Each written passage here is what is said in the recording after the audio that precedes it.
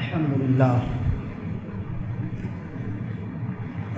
لله نحمده ونستعينه ونستغفره ونؤمن به ونتوكل عليه ونعوذ بالله من شرور أنفسنا ومن سيئات أعمالنا من يهده الله فلا مضل له ومن يضلل فلا هادي له ونشهد أن لا إله إلا الله ونشهد أن سيدنا ومولانا محمدا عبده ورسوله أما بعد قال الله تبارك وتعالى في القرآن المجيد والفرقان الحميد أعوذ بالله من الشيطان الرجيم بسم الله الرحمن الرحيم إن الصفا والمروة من شعائر الله فمن حج البيت أو اعتمر فلا جناح عليه أن يطوف بهما ومن تطوع خيرا فإن الله شاكر عليم صدق اللہ العظیم۔ آئیے سب سے پہلے ہم اور آپ اس آقائے نامدار مدینے کے تاجدار دونوں عالم کے مالک و مختار کے بارگاہ بے کس پناہ میں عقیدت و محبت کے ساتھ پڑھیں بآواز بلند الشریف اللہم صلی علی سیدنا محمد النبی الامی وعلی آلہ واہل بیتہ واصحابہ وبارک وسلم وسلم علیہ وعلیہ مجمعین۔ اللہ رب العزت کا بے حد شکر و احسان ہے کہ اس نے ہم تمام لوگوں کو اپنی بارگاہ میں جمع کیا اور عبادت کی توفیق عطا فرمائی، اور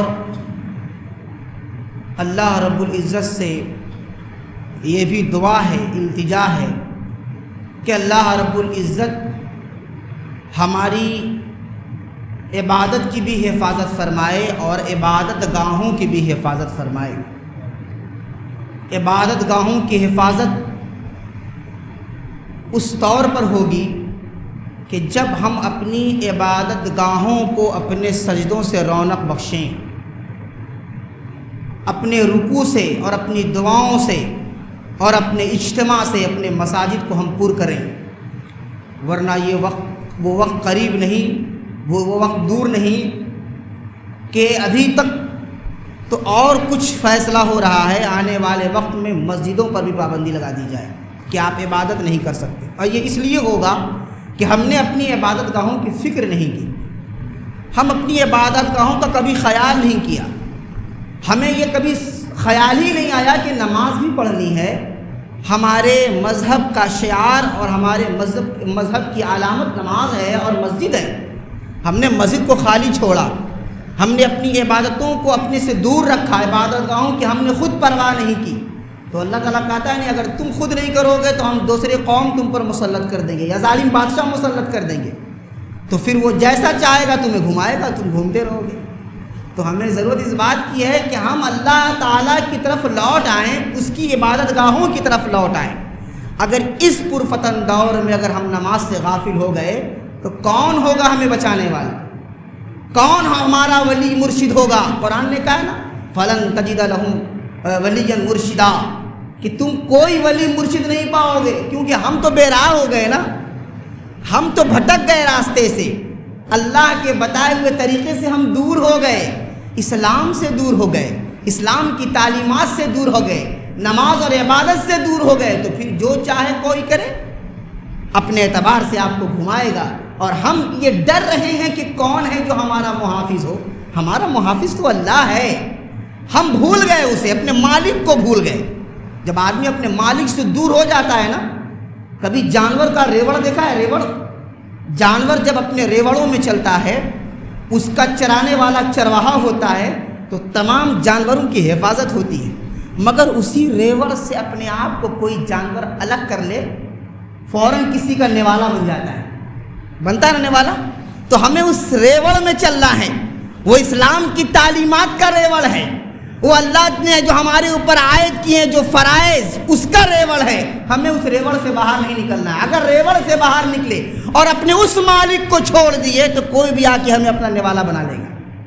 تو اب بھی ہوش کے ناخن لینے کا وقت آ چکا ہے کہ انسان اب ادھر ادھر نہ جائے، اللہ کی بارگاہ سے جڑ جائے، اللہ کو اپنا ولی مرشد سمجھ لے، اللہ کی بارگاہ سے اپنے رشتے کو جوڑ لے۔ قسم خدا کی اگر اللہ سے رشتہ جڑے گا نا تو اللہ تعالیٰ کہاں سے اور کیسے مدد کرے گا یہ وہی جانتا ہے۔ ہم نے آپ کے سامنے قرآن کریم کے جس آیت کریمہ کی تلاوت کی، اس کے اندر جو آیت ہے اس سے پہلے والی جو آیت ہے اس میں صبر کے بارے میں بتایا گیا ہے، صابروں کے بارے میں، اور صابر کے تعلق سے یہ کہا گیا کہ جو صبر کرتا ہے اللہ تعالیٰ اس کے ساتھ ہے۔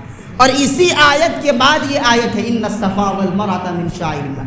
ایک طرف صبر کی اہمیت بتائی گئی، ایک طرف صابروں کے بارے میں اس کی فضیلت بیان کی گئی کہ جو صبر کرتا ہے، مصیبتوں میں اللہ سے رجوع کرتا ہے اور صبر کرتے ہوئے دشواری کا سامنا کرتا ہے تو اللہ ایسے لوگوں کے ساتھ ہے۔ اس کے بعد اللہ نے ذکر کیا ان الصفا والمروۃ من شعائر اللہ۔ اس آیت کو جسٹ پیچھے والی آیت کے ساتھ ربط کا مطلب کیا ہے اس کو سمجھنے کی ضرورت ہے۔ اس آیت کا ایک پس منظر بھی ہے۔ اللہ نے حضرت ابراہیم علیہ السلام کے صبر کا امتحان لیا، اور حضرت ہاجرہ کو اور حضرت اسماعیل کے تعلق سے حکم ہوا کہ اسے ایسے وادی میں چھوڑ دو جہاں کوئی نہ پانی ہو نہ کوئی دانہ ہو، وادی غیر ذی زرع۔ غیر ذی زرع اس وادی کو کہتے ہیں جہاں پر کوئی اناج اگ نہیں سکتا، ڈیزرٹ ایریا، یعنی وہ مری ہوئی جگہ ہے، وہاں کوئی اناج جو ہے کہ وہ ہو ہی نہیں سکتا ایسے علاقے میں، اور اناج تو دور کی بات ہے پانی بھی میسر نہیں۔ وادی غیر ذی زرع جہاں پر کوئی کھیتی نہیں ہو سکتی۔ اللہ نے حضرت ابراہیم کا امتحان لیتے ہوئے کہا کہ اس وادی غیر ذی زرع میں اپنے بیٹے کو اور اپنی بیوی کو چھوڑ دو۔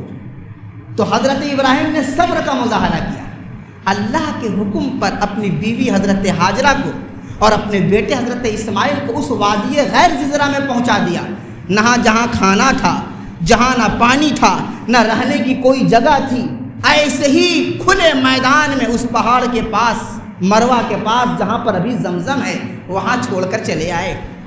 اللہ نے صبر کا جو امتحان لیا، اور پھر اللہ نے کہا جو صبر کرتا ہے ہم اس کے ساتھ ہیں۔ جہاں نہ پانی ہے نہ جہاں دانہ ہے، وہاں پر حضرت ہاجرہ کے ساتھ چکر لگانے کی وجہ سے اور حضرت اسماعیل کی ایڑی کو رگڑنے کی وجہ سے وہ مالک جو کہ امید نہیں تھی کہ وہاں پانی مل سکتا تھا، اناج مل سکتا تھا، انہوں نے اللہ پر بھروسہ کیا، اپنے حقیقی مالک پر ڈیپینڈ ہو گئے، تو اللہ نے وہاں سے چشمہ جاری کر دیا۔ امید بھی نہیں تھی، اور جب امید نہ ہو تو ایسے صورت میں زیادہ اللہ سے رجوع کرنا چاہیے۔ اللہ تعالیٰ نا امیدی کہتے ہیں، نا امیدی کفر ہے، تو نا امید نہیں ہونا چاہیے۔ ایسے کنڈیشن میں اپنے حقیقی مالک سے جڑ جانا چاہیے۔ حضرت ابراہیم اپنے حقیقی مالک سے جڑ گئے، اور مالک نے جو حکم دیا وہی کیا۔ تو اللہ نے کیا کیا؟ چشمہ اگنے کی کوئی جگہ نہیں تھی، ڈیزرٹ ایریا میں۔ ابھی جا کر کے دیکھیے مکے کا حال کیا ہے، مدینے کا حال کیا ہے، اتنی رونق اور تمام چیزوں اور تمام نعمتیں اللہ نے وہاں رکھ دی، اسی انبیاء اور اسی اولیاء اور اسی برگزیدہ بندے کے صدقے میں اللہ تعالیٰ نے اس کو گلزار بنا دیا۔ تو یہ اللہ کی حکمت اور اللہ کی طاقت، ہم نے اللہ کی طاقت کو کبھی سمجھا نہیں۔ ہم ہمیشہ گھبرا جاتے ہیں، ہمیشہ دوسروں کے اعتبار سے بھیڑ میں گھس جاتے ہیں اور بھیڑ کا حصہ بن جاتے ہیں۔ نہیں، ہمیں بھیڑ کا حصہ کبھی نہیں بننا چاہیے، ہمیں اللہ سے رجوع کرنا چاہیے۔ ہمارا سب کچھ وہی ہے، وہ جو چاہتا ہے وہ کر سکتا ہے، اس کے اندر وہ صلاحیت ہے۔ ان الصفا والمروۃ من شعائر اللہ، اللہ نے صفا مروہ پہاڑ کو شاعر کہا، اور شاعر کہتے ہیں نشانی کو۔ اللہ نے کیوں کہا اسے شاعر؟ وہ 7 چکر لگانے کی وجہ سے، جبکہ اس جگہ پر یعنی کفار مشرکین بھی اس کا 7 چکر لگایا کرتے تھے، یعنی زمانے جاہلیت میں۔ مگر قرآن میں ذکر آیا ان الصفا والمروۃ من شعائر اللہ، کہ صفا مروہ اللہ کی نشانی ہے، شاعر ہے۔ فمن حج البیت او اعتمر، اگر کوئی حج کرتا ہے خانہ کعبہ کا یا عمرہ کرتا ہے، فلا جناح علیہ ان یطوف بہما، تو کوئی حرج نہیں ہے کہ وہ صفا مروہ کا چکر لگائے۔ یہ بات کہنے کی وجہ کیا ہے کہ کوئی حرج نہیں ہے کہ وہ وہاں دوڑے سعی کرے؟ اس کے شان نزول کو آپ سمجھیے۔ پہلے زمانہ جاہلیت میں صفا پہاڑی پر ایک پتھر تھا بت کی شکل میں، جسے اصاف کہا جاتا تھا، اصاف نامی پتھر، اور مروہ کے پاس بھی ایک پتھر نصب تھا جسے ناہلا کہا جاتا تھا۔ یہ مشرکین مکہ جب سعی کرتے تو چکر لگانے کے بعد اس چٹان کو، اس پتھر کو چھوتے، مس کرتے، اس کا بوسہ دیتے، اور بھی جو ان کا طریقہ تھا اس طریقے پر وہ وہاں پر پرستش کرتے اور سعی بھی کرتے۔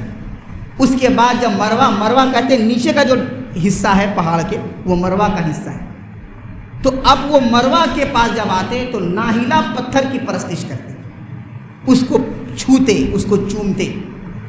اب مشرکین مکہ کے اس عمل کو دیکھ کر، چونکہ ایمان والے ہمیشہ ایسی چیزوں سے دور رہتے ہیں جس سے غیر کا شائبہ پیدا ہو جائے، غیر کے عمل کا، انہوں نے ہمیشہ دیکھا تھا کہ مشرکین مکہ یہاں جاتے ہیں اور صحیح تو کرتے ہیں، مگر ان دو پتھروں سے ان کا بڑا رشتہ گہرا ہے، وہ اسے چومتے ہیں، وہ اسے بوسہ لیتے ہیں۔ تو جو مومن تھے انہیں خراب لگتا تھا کہ ہم کیسے صفا مروہ پہاڑ پر صحیح کریں، اگر ہم صحیح کرتے ہیں تو صحیح وہ بھی کرتے ہیں، اب ہمارے اور ان کے درمیان مشابہت پیدا ہو رہی، جیسے وہ کرتے ہیں ویسے ہم بھی کر رہے ہیں۔ تو مومنوں کو یہ بڑا عجیب لگا، اب بڑا خراب لگا، کہیں ایسا تو نہیں ہے کہ ہم صحیح کرنے کے چکر میں ان مشرکین مکہ کی مشابہت اختیار کر رہے ہیں، ان کو ایسا لگا، محسوس ہوا۔ اللہ نے فوراً نیت کو سامنے رکھتے ہوئے کہا کہ تمہاری نیت خالص ہے۔ اب یہاں سے کئی تعلیمات امت کو مل رہی ہے۔ بظاہر صفا اور مروہ کا چکر وہ بھی لگاتے تھے، چٹان کو بوسہ بھی دیتے تھے، اور امت محمدیہ بھی چکر لگاتی تھی، مگر دونوں کی نیت میں فرق تھا۔ آج ہم کہہ دیتے ہیں نا فلاں چیز مت کرو، یہ غیروں کا مشابہت رکھتا ہے، ٹھیک ہے، غیروں کے مشابہت رکھتا ہے، مگر وہ چیز اگر شاعر دین میں آ جائے اور دین کا حصہ بن جائے، دین کی علامت بن جائے، تو امت کے لیے اس کے اندر راحت ہو جاتی، چونکہ اللہ کی بارگاہ میں نیت قابل قبول ہے کہ آپ کی نیت کیسی ہے۔ نیت خالص ہے تو عمل کا انداز الگ الگ ہو سکتا ہے۔ ایک روایت میں آتا ہے حدیث کے اندر کہ ایک صاحب تھے جنہوں نے راستے میں ایک کھوٹا لگایا جس سے جانور کو باندھا جاتا ہے، تو انہوں نے کھوٹا اس لیے لگایا تاکہ جب لوگ سفر کریں گے، یہاں پڑاؤ ڈالیں گے تو اپنے اپنے جانوروں کو اس کھوٹے میں باندھ دیں گے، اس نیت سے انہوں نے کھوٹا لگایا۔ اور ایک صاحب نے کھوٹا اس لیے لگایا کہ لوگ رات میں چلیں گے اور نظر نہیں آئے گا، اس میں جو ہے کہ وہ ٹھوکر لگے گی، گر جائیں گے، تو دوسروں کو پریشان کرنے کے لیے انہوں نے کھوٹا لگا دیا۔ اب دیکھیے دونوں آدمی کا عمل سیم ہے، ایک کی نیت لوگوں کے جانوروں کو باندھنے کی تھی، لوگوں کو راحت پہنچانے کی تھی، لوگوں کی مدد کرنے کی تھی، اور ایک کی نیت لوگوں کو پریشان کرنے کی تھی۔ عمل ایک ہے، نیت الگ الگ ہے۔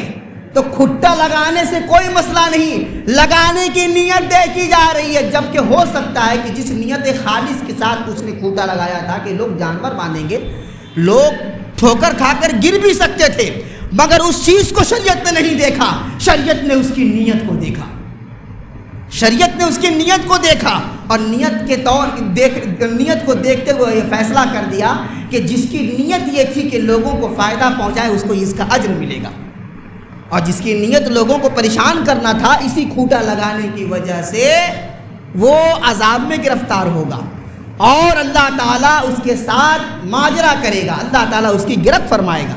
تو عمل ایک ہے، نیت الگ ہے۔ صفا مروہ پہاڑ پر یہ بھی دوڑ رہے ہیں، وہ بھی دوڑ رہے ہیں، ان کی نیت الگ ہے، ان کی نیت الگ ہے۔ تو کہا گیا قرآن کے اندر فلا جناح، گھبرانے کی کوئی ضرورت نہیں ہے، مومنوں کے لیے راحت کہ پریشان مت ہو، یہ مت سوچو کہ وہ بھی طواف کرتے ہیں، وہ بھی صحیح کرتے ہیں، ہم بھی کریں گے تو مشابہت اختیار ہو جائے گی۔ کہا نہیں، تمہاری نیت تو عبادت ہے، تمہاری نیت خالص ہے۔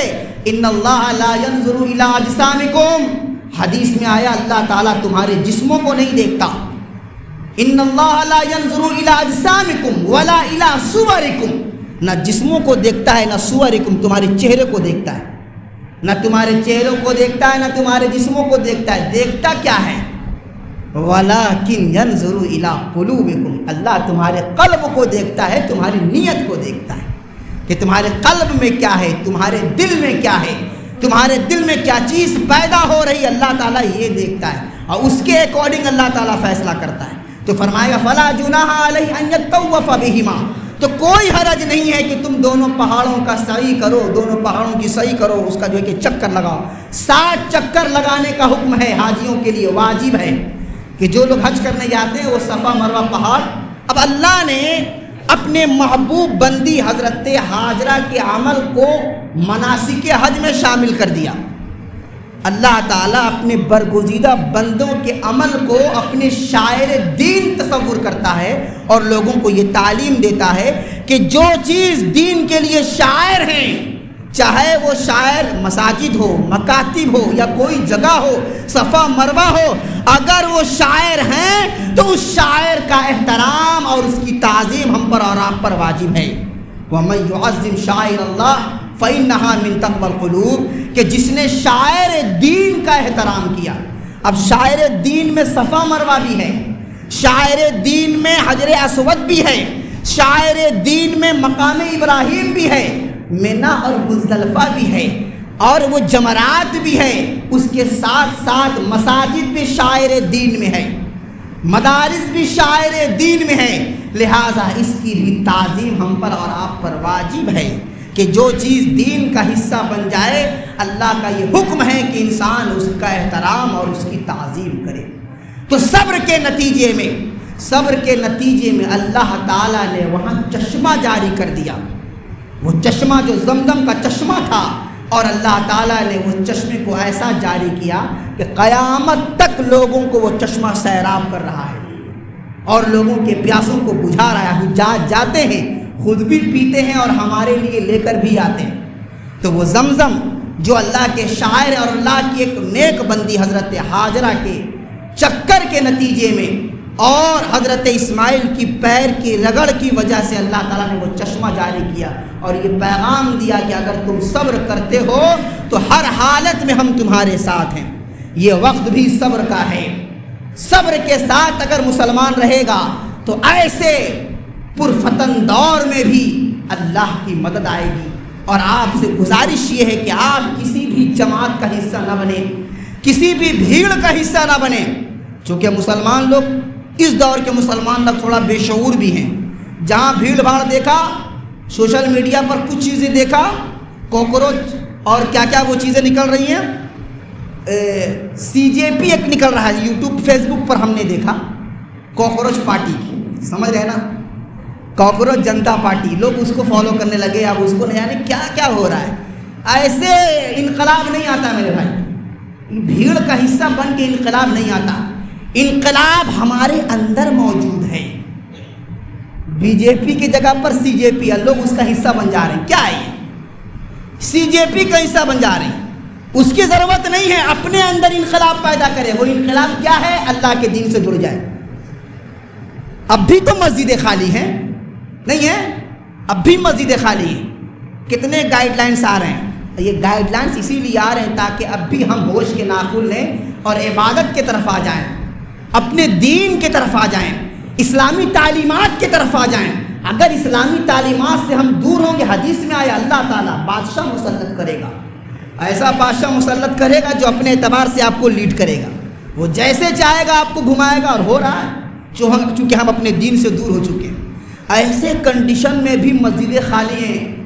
اب مسجدیں خالی ہوں گی تو کیا گائیڈ لائن آئے گا؟ کتنے لوگ ہیں مسجد میں، کتنے لوگ نماز پڑھتے ہیں، کتنی صفیں ہوتی ہیں؟ جمعہ میں تو بھر جاتا ہے، باقی وقت میں 2 صف ہوتی ہے، 3 صف ہوتی ہے۔ اس سے کیا تاثر جائے گا؟ آنکھ کھولیے، ہوش کے ناخن لیجیے، آپ کیا تاثر دے رہے ہیں؟ آپ یہی تاثر دے رہے ہیں نا کہ 5 وقت کی نمازوں کی کوئی اہمیت نہیں۔ ہم لوگ جمعہ والے ہیں، ہم لوگ کیا والے ہیں؟ جمعہ والے، جمعہ نہیں، جمعہ والے ہیں۔ ہم لوگ جمعہ کی نماز پڑھتے ہیں۔ ہم لوگ کس کی نماز پڑھتے ہیں؟ جمعہ کی۔ جمعہ میں ہم پکے مسلمان ہو جاتے ہیں۔ جمعہ میں تو اگر جگہ نہیں ملے تو ہم لڑائی بھی کر لیتے ہیں، ہے نا؟ اگر ہماری کوئی جگہ نہیں رکھا، بیچ میں کوئی صف میں ڈسٹرب کر رہا ہے تو وہیں پر چیخنا بھی شروع کر دیتے ہیں۔ ہم لوگ جمعہ والے مسلمان ہیں۔ تو آپ یہ پیغام دے رہے ہیں کہ ہماری نماز صرف جمعہ میں ہوتی ہے، تو ہو سکتا ہے فیصلہ آ جائے گا جمعہ ہی پڑھو، 5 وقت گھر میں پڑھو، پھر کیا کیجیے گا؟ پریشان ہم جو ہو رہے ہیں نا، یہ ہم اپنے کرتوت کے بنیاد پہ ہو رہے ہیں، اپنے عمل کی وجہ سے ہو رہے ہیں۔ مسلمان اتنا غافل ہو گیا ہے اپنے دین سے کہ اس کے غفلت کے بنیاد پر یہ ساری چیزیں آ رہی ہیں سامنے۔ وہ مسلمان تھے کہ جس وقت اسلامی کلچر عام نہیں ہوا تھا، اسلامی تہذیب اور اسلامی حکومت اس وقت نافذ نہیں ہوئی تھی، اس وقت لوگ چھپ کر عبادت کرتے تھے، مگر عبادت سے چھوٹتے نہیں تھے، بھاگتے نہیں تھے۔ حضرت عمر کے اسلام لانے کے بعد حضرت عمر نے فرمایا کہ جب ہم دین حق پر ہیں تو ہم چھپ کر عبادت کیوں کریں؟ رسول اللہ نے کیا پیغام دیا کہ نہیں، ابھی نہیں۔ اسلام تو حکمت کا درس دیتا ہے نا، اسلام حکمت کا درس دیتا ہے، ہم حکمت بھول گئے، تورت پروٹیسٹ کرنے بیٹھ جاتے ہیں۔ حکمت سے کام کیجئے، کون سنے گا آپ کی؟ کون سنے گا؟ کس کو سنائیں گے آپ؟ اب کس کے سہارے میں جی رہے ہیں؟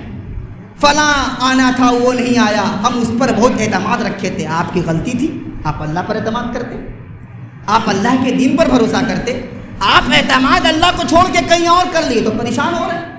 جو اللہ پر اعتماد کرتا ہے وہ کبھی پریشان نہیں ہوتا۔ اور بھی مومن ہیں، ان کے دل سے پوچھئے کوئی دقت ہے کیا؟ کوئی دقت نہیں۔ کیوں؟ ہم اللہ پر بھروسہ کرتے ہیں۔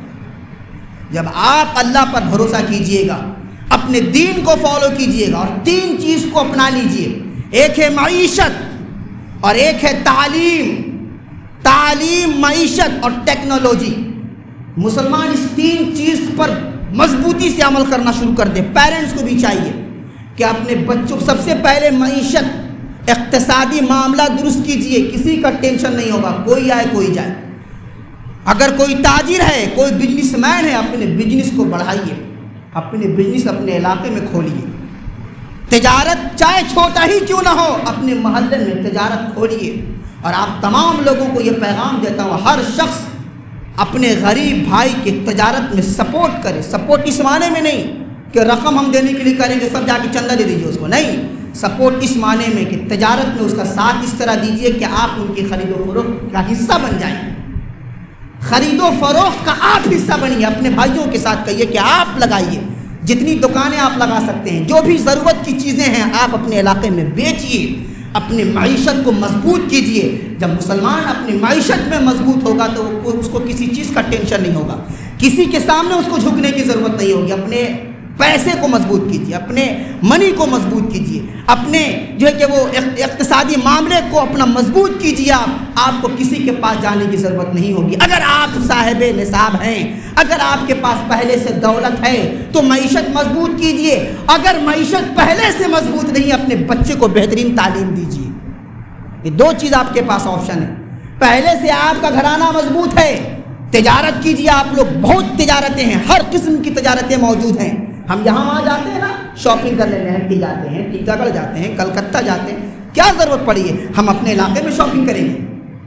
آپ اپنے علاقے کے لوگوں کو پروموٹ تو کیجئے، ان کا ساتھ دیجئے، ان سے چیزیں خریدیے تاکہ ایک غریب آدمی بڑا ہو سکے، بلند ہو سکے، اپنے آپ کو مضبوط کر سکے۔ اور دوسری چیز، اگر آپ کے پاس پیسہ نہیں ہے تو آپ ایک وقت کم کھائیے، 4 روٹی کھاتے ہیں 2 روٹی کھانا شروع کر دیجئے اور اپنے بچوں کو بہترین تعلیم دیجئے، ایجوکیشن دیجئے۔ ابھی یو پی ایس سی کا رزلٹ آیا، غالباً 52 مسلمان کوالیفائی کیے ہیں یو پی ایس سی کا ایگزام۔ وہ بھی تو کسی گھر کے بچے ہوں گے، ان کے اندر یہ جذبہ کیسے پیدا ہوا؟ ہمارے یہاں تو کوئی ہے نہیں، 10-12 کرنے کے بعد بچہ ٹوٹو پکڑ لیتا ہے نا، یا بل میں داخل ہو جاتا ہے، آگے کی سوچ نہیں ہوتی کہ ہمیں کرنا کیا ہے۔ گریجویشن کیجئے، اپنے زندگی کا ایک مقصد، اپنا ایک ڈیزائر پیدا کیجئے، اپنا ایک جو ہے کہ وہ ایک مقصد ترتیب دیجئے کہ ہمیں آگے کرنا کیا ہے۔ سول سروسز میں جائیے، یو پی ایس سی کا، WBCS کا، BPSC کا، یہ سارے ایگزام دیجئے۔ آپ کے اندر پریورتن آئے گا، آپ کی محنت سے آپ کا خاندان درست ہو جائے گا۔ تو تعلیم کو فروغ دیجئے، اور ایک ہے تعلیم اور ایک ہے ٹیکنالوجی۔ بعض ایسے بھی ہیں جن کو تعلیم میں دل نہیں لگتا، تو ایسے بچوں کو ایک کو تعلیم کی طرف لے کے جائیے اور ایک کو ٹیکنالوجی کی طرف لے کے جائیے، اور ان تینوں کی سماج کو ضرورت ہے۔ آپ اس لائق بنیے نا، لوگ آپ کو اٹھا کے لے کے جائیں گے۔ آپ سے لوگوں کا کام ہونا چاہیے، آپ ڈیپینڈ ہونا کہ آپ دوسرے کی طرف جائیں نہیں، آپ سے لوگوں کا کام ہوگا۔ آپ اپنے آپ کو صلاحیت مند تو بنائیں، آپ اپنے آپ کو قابل تو بنائیں۔ اسی لیے ان 3 چیزوں کو آج سن کر جائیں اور اپنے گرہ باندھ لے کے یہی کرنا ہے ہمیں، تعلیم، معیشت اور ٹیکنالوجی۔ ان 3 چیزوں کو فروغ دیجیے، قسم خدا کی کسی چیز کی آپ کو ضرورت نہیں پیش آئے گی، اور ہر شخص آپ سے جڑے گا، آپ سے رابطہ کرے گا، کیونکہ اس چیز کی ضرورت تو ہمیشہ سے ہے اور ہمیشہ رہے گی۔ اور آنے والے دنوں میں اور اس کی زیادہ ضرورت ہوگی۔ اور دوسری اہم چیز یہ ہے کہ ابھی جو گائیڈ لائنس آیا ہے قربانی کے تعلق سے، گھبرانے کی ضرورت نہیں ہے۔ اسلام کے نے ہمیں بہت سارے وکلپس دیے ہیں، آپشن دیے ہیں۔ ضروری نہیں ہے کہ بڑا جانور قربانی کریں گے تبھی قربانی ہوگی۔ کوئی آدمی بڑا جانور قربانی نہ کرے، بات سمجھ میں آ رہی ہے؟ چھوٹا جانور، بکری ہے، خسی ہے، آپ لوگ پالتے ہیں، اس سال اگر حیثیت نہیں ہے اور آپ نے بڑے جانور کے لیے رقم رکھا تھا تو اس رقم کو آپ محفوظ رکھیں، یا پھر اس رقم کو آپ اللہ کی رضا کی خاطر اپنے مسجد میں تعاون کر دیں، چونکہ آپ اللہ کی رضا کے لیے اس رقم کو رکھا تھا کہ قربانی کریں گے۔ قربانی کرنا بھی اللہ کی رضا کو حاصل کرنا ہے، اور اس رقم کو جو آپ، چونکہ ابھی آپ 15,000 کا جانور خریدنے کی استھتی میں نہیں ہیں، میں ان کی بات کر رہا ہوں جو نہیں کر پاتے ہیں، مگر شوق ہے کہ ہم قربانی کریں گے، اور 3,000 4,000 روپے جو حصہ لیتے ہیں، کیونکہ اس بار کوئی نہیں کرنا ہے، کسی کو نہیں کرنا ہے، چونکہ جو گائیڈ لائنس آیا ہے مسلمانوں کو سختی سے اس گائیڈ لائن کو فالو کرنا ہے۔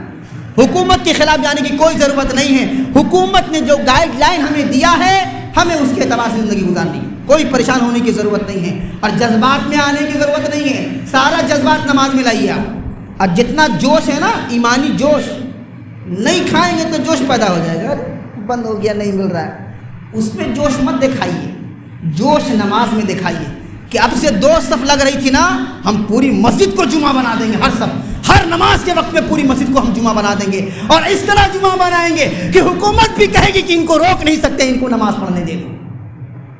تو ہم پہلے ویسا کریں گے تب نا، ہم جمعہ ہی میں بھیڑ لگاتے ہیں، اب 5 وقت میری مسجد خالی ہو جاتی ہے۔ آج سے عہد کر لیں، جو اب تک نماز نہیں پڑھ رہے تھے وہ آج سے عہد کر لیں کہ نماز شروع کریں گے، اور نمازی میں نجات ہے، یاد رکھیے گا، نماز میں ہی نجات ملے گی۔ نماز پڑھیے اور اللہ کی بارگاہ میں دعا کیجیے، دیکھیے کیسے دعا قبول ہوتی ہے۔ ہم دعا کرتے نہیں ہیں، دعا کرواتے ہیں۔ امام صاحب دعا کر دیجیے گا، بہت پریشان حال ہے، نہیں رہو گے پریشان حال، نماز پڑھتے نہیں ہو، روزہ رکھتے نہیں ہو، زکوٰۃ دیتے نہیں ہو، حج کرتے نہیں ہو، قربانی کی صلاحیت ہونے کے باوجود پیسہ بچا کے رکھے ہو، دین کے شاعر جو ہیں اس کا تم قلع کما کر رہے ہو، اور تم پریشان ہو کر سوچتے ہو تعویذ مل جائے گی، امام صاحب دیکھ دیں گے ہم ٹھیک ہو جائیں گے، کبھی ٹھیک نہیں ہوگا، اور جو دے رہا ہے وہ آپ کو بیوقوف بھی بنا رہا ہے، بنتے رہیے بیوقوف۔ تو یہ کام مت کیجیے گا، آپ کو اللہ کی طرف آنا ہے، رسول اللہ کی طرف آنا ہے، دین کو فالو کیجیے، ہر پریشانی سے کی نجات مل جائے گی آپ کو۔ دین کی تعلیم کو مانیے اور دین کے بتائے ہوئے راستے کو اپنائیے، انشاءاللہ ہر چیز سے اللہ آپ کو محفوظ رکھے گا، یہ میرا یقین ہے، میرا ایمان ہے۔ اس لیے آپ حضرات سے گزارش ہے کہ آپ جو قربانی کریں صاف صفائی کا خیال رکھیں، چونکہ صاف صفائی یہ ایمان کا حصہ ہے۔ النظافۃ شعبۃ من الایمان، اور ایک روایت میں النظافۃ نصف الایمان، کہ صفائی آدھا ایمان ہے۔ ہم مسلمان گندا بہت رہتا ہے، مسلمان کے محلے میں جائیے دیکھیے، اب کوڑا پھینکنے والا جو ہے کہ وہ لینے والا آئے گا، جو گاربیج کا کام کرتے ہیں، آپ اس کے لیے جمع کے رکھتے ہیں، ایسے باہر میں پھینک دیتے ہیں۔ آپ بھی تو صفائی کر سکتے ہیں، ایک جانور بھی جہاں پر بیٹھتا ہے وہاں پر اپنے دم کو ہلا کے بیٹھتا ہے تاکہ وہ صاف ہو جائے، اور ہم مسلمان ایسے ہیں کہ اپنے پورے علاقے کو گندا رکھتے ہیں۔ تو گندگی سے باز آنا ہے، گندگی سے اپنے آپ کو بچانا ہے، اور اپنا آدھا ایمان نظافت کو دور کر کے، صفائی کا خیال کر کے، اپنے آدھے ایمان کو صرف صفائی ستھرائی سے ہم مکمل کر سکتے ہیں۔ تو اسی لیے قربانی میں کھلے عام جو گائیڈ لائن ہے کھلے عام نہیں کرنا ہے، اپنے گھر میں کریں، اپنے محلے میں کریں، صفائی کا خیال رکھیں، جہاں تاخون، اور وہ جو آپ لوگ اسٹیٹس لگاتے ہیں نا قربانی کا، عبادت کا شوق نہیں ہوتا، یاد رکھیے گا، عبادت دکھاوا نہیں ہے۔ آپ دکھاوا نہ کریں کہ ہم فلاں جانور کر رہے ہیں، ہمارے گھر میں بھی قربانی ہوئی ہے۔ آپ قربانی اللہ کے لیے کر رہے ہیں نا۔ حضرت ابراہیم نے بھی دکھاوا کیا تھا کیا؟ وہ بھی ڈنکا بجا دیا تھا کہ ہم جا رہے ہیں لے کر کے اسماعیل کو ذبح کرنے کے لیے، نہیں، اللہ کی رضا کے لیے جو کام ہوتا ہے وہ چھپ کر ہوتا ہے، وہ خالص نیت کے ساتھ ہوتا ہے۔ تو ہم اسلام کی تعلیمات کی طرف آ جائیں، چھپ کر پردے میں کریں، تاکہ کسی کا نقصان نہ ہو، اور کسی بھی مذہب، اس کا جو مذہب کا جو معاملہ ہے اس سے ہمارے عمل سے اس کو تکلیف نہ پہنچے۔ یہ اسلام کی تعلیمات ہے، ہمیں اسلام کی تعلیمات کو فوکس کرنا ہے۔ اب کوئی اور آئے گا ہمیں سکھانے کے لیے، ہم تو اسلام نے تو پہلے ہمیں سکھا رکھا ہے۔ یہ جو گائیڈ لائنس آ رہے ہیں نا، یہ گائیڈ لائنس اسلام کے ہیں، اسلام نے یہ طریقہ بتایا ہے، تو آپ اسلام کی تعلیمات کو چھوڑ دیے، اس لیے کوئی اور آ کے آپ کو گائیڈ لائن دے رہا ہے، کوئی اور آ کر کے آپ پر مسلط ہو رہا ہے۔ اسی لیے ضرورت اس بات کی ہے کہ کہ ہم اسلامی تعلیمات کو جو ہے کہ فالو کریں، اس کے اعتبار سے ہم قربانی بھی کریں، اپنے فیسٹیول کو بھی منائیں اور سبوں سے ملاقات کریں، سبوں سے ملیں اور جذبات میں بالکل بھی نہ آئیں۔ اور تیسری اہم چیز یہ ہے کہ قربانی جو عید کی نماز ہوتی تھی نیا بازار میں، ابھی اعلان ہوگا، آپ لوگ سماعت کریں گے وقت کے اعتبار سے، 7/15 میں نئے بازار میں نماز ہے، مگر ہر سال کی طرح اس سال معاملہ تھوڑا الگ ہے۔ اس سال جو نیا بازار میں نماز ہوگی، وہ جو گھیرا دیکھا ہے آپ لوگ جہاں میٹنگ وغیرہ ہوتی ہے، دیکھا ہے نا، وہ صرف گھیرے کے اندر نماز ہوگی۔ اسی لیے آپ کو یہ بتانا ضروری ہے کہ جو لوگ نیا بازار میں نماز پڑھتے تھے، جیسے 7:15 میں آپ لوگوں کو نماز پڑھنا ہے 7:15 بجے، تو 7:15 بجے ہی نماز کاریگر پاڑا نئی مسجد میں بھی ہوگی۔ 7:15 میں نماز نیا بازار میں بھی اور 7:15 میں نماز کاریگر پاڑا نئی مسجد میں بھی ہوگی۔ تو جو لوگ نیا بازار جاتے تھے، کافی بھیڑ ہوتی تھی، وہ بھیڑ وہاں نہ لگ کر کے نئی مسجد کاریگر پاڑا میں پہنچ جائے، اسی وقت پہ نماز ہوگی۔ اور وہ جو احاطہ بنا ہوا ہے اس میں مشکل سے 70 یا 80 آدمی آئے گا، تو جو نیا بازار کے لوگ ہیں ہو سکتا ہے کہ وہی لوگ پڑھیں گے۔ اب آپ لوگ چلے جائیں نیا بازار، جا کر بھیڑ لگا میں، اور آپ کو منع کیا جائے گا کہ نہیں بھائی یہاں نماز نہیں ہوگی، آپ وہاں جائیں، تب آپ جھگڑا کرنا شروع کر دیجیے گا۔ مسلمان تو یار حاجی نگر میں خاص طور سے ہوتا ہے، کوئی بات سمجھائیے گا ترنت طاقت پہ آ جاتے ہیں، تو پڑھوا ہم نہ پڑھاؤں، یہ بھی ہوتا ہے نا۔ عبادت میں آپ کے پاس بہت جگہ ہے، کارگر پڑا ہے، نئی مسجد ہے، آپ کی جامع مسجد ہے، چھوٹی مسجد ہے نا، اور جو ہے کہ وہ چھائی میدان ہے، آپ وہاں چلے جائیں، یہ ساری جگہیں آپ کے لیے موجود ہیں۔ جھگڑا کرنے کی کوئی ضرورت نہیں ہے کہ ہم نیا بازار میں پڑھتے تھے، ہمارے دادا پڑھتے تھے، ہمارے بابا پڑھتے تھے، ہمارے چچا پڑھتے تو ہم بھی پڑھاؤں، ہم جگہ نہیں چھوڑیں گے، اس کے لیے آپ جھگڑا کر لیجیے۔ تو جھگڑا مت کیجیے گا، اور اچھی جائے کہ آپ عبادت کرنے گئے ہیں اور وہاں سے آپ جو ہے کہ وہ معصیت لے کے واپس لوٹیں، تو یہ نہیں کرنا ہے۔ آپ نیا بازار کے لوگ ہیں اور نیا بازار میں نماز پڑھیں، جو لوگ پڑھتے ہیں، چونکہ اتنی جگہ ہے بھی نہیں وہاں پہ، آپ لوگ اسی وقت پر نئی مسجد کاریگر پڑھا چلے جائیں۔ 7:15 بجے نماز ہوگی، اس کے بعد جو بھی وقت ہے طے کیا گیا ابھی اعلان ہوگا، آپ لوگ سماعت کریں گے۔ اللہ تعالیٰ کہنے سے زیادہ عمل کی توفیق عطا فرمائے۔ وآخر دعوانا الحمدللہ رب العالمین۔